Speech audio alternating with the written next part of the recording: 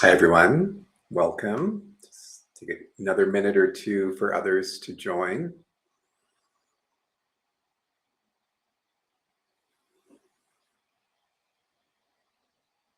It's great.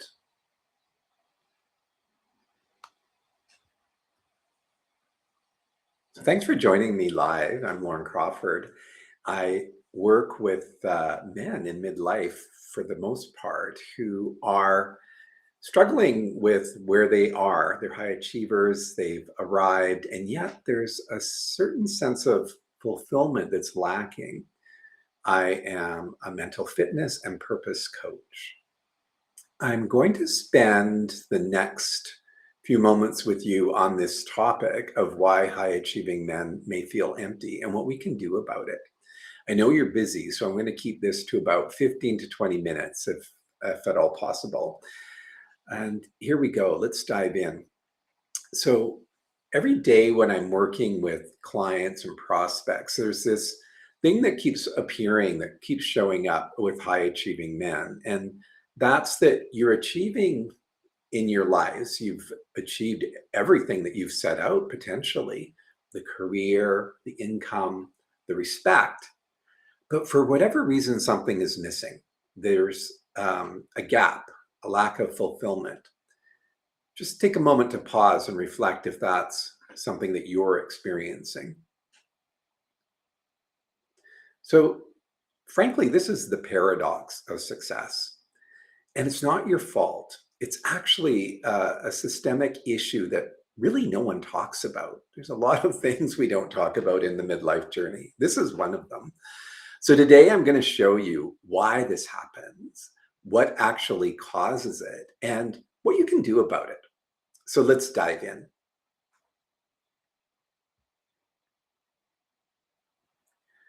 Section 1, we're looking at the problem. Here's the uncomfortable truth. Success without satisfaction is just a slower form of suffering. Success without satisfaction is just a slower form of suffering. You've done everything right. You've worked hard. You've climbed that ladder. You've provided for your family and you've earned respect, and duly so. But despite all of that, there's this persistent feeling of emptiness, like you're going through the motions even. Like there's a disconnect between what you've achieved and what you actually feel. And here's what most people don't realize. This isn't just a problem. It's actually an epidemic. Let me share a bit about a stat that really stopped me in my tracks. At any time, 60 million Americans, that's 20% of the population effectively, feel sufficiently isolated for it to be a major source of unhappiness in their lives. That's 20% of people. And that's a US statistic. And think about globally how profound and big that is as well. And research shows that chronic loneliness is as dangerous as smoking 15 cigarettes a day. It literally damages your cardiovascular system, accelerates aging, and impairs your decision making. You may have felt this isolation even when being surrounded by people. Again, another paradox. Yeah, it's real. And it's worse for high achieving men. I want you to hear that. It's worse for high achieving men. Why? Because we've trained ourselves to be independent, to solve problems alone, to need no one, to rely on ourselves, and to keep our struggles private. So we build careers, we accumulate resources, and we achieve success, but we do it alone. And frankly, that isolation, it's not just painful, it can be deadly. So the question is, what causes this? That's where saboteurs come in. And that's what I really want to engage with you on. The saboteurs, let's explore these. Saboteurs are fear-based survival patterns that were created in your childhood. And really, they were there to protect you. They live in what neuroscientists call the survival brain, the amygdala, and its related structures in the brain. When you were young, these patterns saved you and they served you. They saved you from fear and they served you in that they protected you from that. They kept you safe. They helped you navigate a world that felt incredibly dangerous and unpredictable as a child. Here's the problem, though. You're not a child anymore. And those patterns are now sabotaging you. They're the voices in your head that tell you you're not good enough, no matter how much you achieve. You need to control everything or it will fall apart. Don't let anyone see your weakness or they'll lose respect for you. Yeah. Do any of those sound familiar? Have you had those voices? They're running your life without your conscious awareness. Let me give you the three most common saboteurs that I see in high achieving men. Number one is the overall judge. And we think of this as the master saboteur, the judge. It's the voice of constant criticism of yourself, of others, and of circumstances. It's the one that is constantly saying you're not good enough, or it's not good enough, or they're not good enough, ever. Can you recognize that judge in yourself? Number two is the hyperachiever. And this one depends on constant performance and achievement for self-respect and validation. You simply can't stop. You can't rest because if you're not achieving, you're not worthy. So this is that conditional self-love, which is really, frankly, very toxic. Do you feel that one? Number three is the controller. So this one needs to control situations and people to avoid feeling powerless. This is the micromanagement that goes on, and you may have experienced that in work environments, or maybe you recognize that in yourself. The ability not to delegate. There's just this incapacity to delegate, and this need to be in charge. So maybe you've been the controller yourself. So here's the critical insight. These saboteurs are keeping you isolated. The judge tells you you're not good enough to connect authentically. You just can't. The hyperachiever keeps you so busy performing that you don't have time for real relationships. It's all about the doing and the performing and the achieving. The controller pushes people away because you can't let them in. And these begin to form cycles that just feed off of each other. It's a spiral. So what is the solution? Well, the solution is to identify those saboteurs, to understand why they're trying to protect you, and to learn how to access different parts of the brain so that you're not in this saboteur mode, this fear-based destruction. And it may not seem like destruction to the logic mind, but it is not positive in the sense of growing. So we call this different part of the brain the sage brain, and this is where we want to visit. So if we look at the sage, your sage brain is your prefrontal cortex, and it's the most evolved part of your brain. While your saboteurs operate from fear, your sage operates from wisdom and love, Where the judge criticizes, the sage is curious. Where the controller tries to force outcomes, the sage navigates with flexibility. Where the hyperachiever seeks external validation, the sage knows you're already whole. And here's the incredible part. You can train your brain to shift from saboteur to sage. That's the work that I love to do with my clients. So this isn't theory. This is neuroscience. The positive intelligence system, which is what I use to do this work, has been used by over 500,000 participants worldwide. So 500,000 people have contributed to this, and the research shows measurable brain changes after 6 to 8 weeks of this daily practice. Specifically, what happens? Well, there's increased gray matter in the sage region of the brain, meaning more activity there. There's decreased gray matter in the saboteur region of the brain. So there's this balancing that's going on, this shifting. There's improved emotional regulation. So how many of us couldn't benefit from more emotional regulation? The emotions seem to have control when they show up. And it's also about enhanced decision making. And this is what's really profoundly important for you high achieving men. In other words, you can literally rewire your brain from fear to wisdom. But here's the key. You can't think your way through transformation. You have to practice your way there. And that practice requires 3 dimensions, not just one. Most programs only address the mind. They give you cognitive strategies, new frameworks, and different ways of thinking. Does that resonate? You've probably done a lot of those programs or explored them.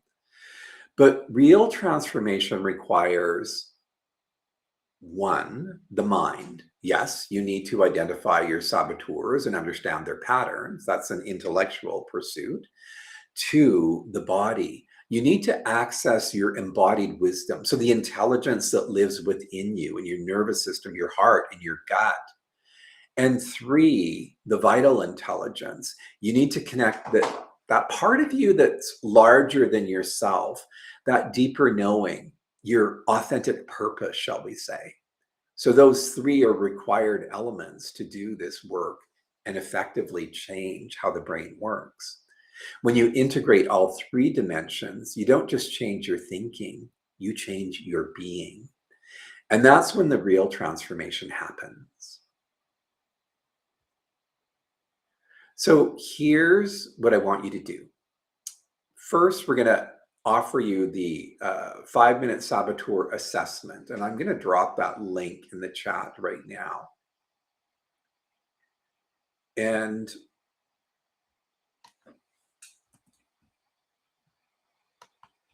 you can move it over to do that chatting right now, or that assessment right now, if you'd like. The link is in the chat. And I'll provide it at the end of this as well. And you'll find it where this is posted as well. So when you do this 5-minute saboteur assessment, it's really profound. It will show you exactly which of the 10 saboteurs are running your mind right now. And you'll get it. A personalized report, actually, that breaks down what your top 2 or 3 saboteurs are and how they're impacting your life. This is powerful information. And the link is going to be pinned to this recording, so you'll be able to do it at leisure. It takes about 5 minutes. And then second, if you want to go deeper, I'm inviting you to a quick debrief call to just review what goes on in your assessment. And from there, we could determine next steps. But we start with the assessment itself. So this can be the missing element in the midlife transformation. We need these tools to move ourselves forward. And when we do further work in this regard, we want to go deeper into the saboteur framework, the neuroscience behind what's going on there, and diving deeper into these 3 dimensions of what change looks like. After you've taken the assessment and completed that 15-minute discussion with me around the initial results anyway, we're going to explore what next steps can look like for you. All right, so moving into the Q&A, I'm going to share with you some of the most common questions that I find doing this work. How do I know if which saboteur is mine, or what the main saboteur is? Well, this is why you have to do the assessment. You can't just guess. The assessment is, again, a methodical approach that helps to personalize what you're experiencing by way of giving you the report and the summary. Then another question that we have that I receive a lot is, can I really change patterns that have been with me for maybe decades? Yes, yes, and yes. This is all about neuroscience, and neuroscience tells us, and this is, relatively new understanding of how the brain works, is that it's neuroplastic, that it can rewire, and that can happen at any age. But it does require constant practice, not just an intellectual understanding. And to the earlier point, that's where a lot of change work and mindset work kind of fails, because it just remains as an intellectual thing, not so much an embodied thing.